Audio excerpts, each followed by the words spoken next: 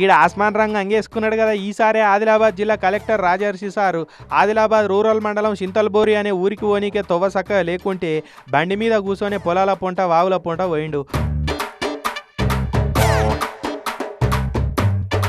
ఊర్లో అవుతున్న ఉపాధి హామీ పనికాడికి పోయిండిగా కూలీలతోటి ముచ్చట పెట్టిండి. ఇట్లా దీనికి లోతు ఇంత ఉండాలి, వెడల్పు ఇంత ఉండాలి, అవి అంత చెప్పి దాని ప్రకారం మీరు పని చేయాలి.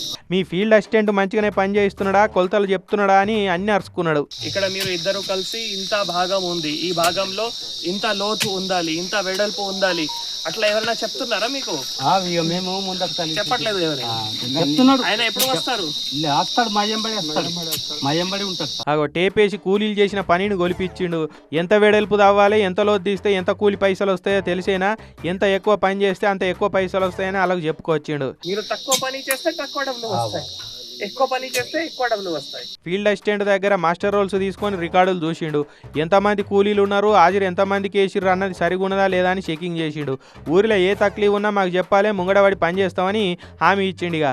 సార్ ఇట్లా ఊర్లోకి పోయి అందరినీ అరుచుకొని పని చేస్తున్నందుకో ఏమో ఈనాడు అనే ప్రధానమంత్రి సార్ చేతులతోటి ఉత్తమ కలెక్టర్ అవార్డు కూడా అందుకున్నాడు.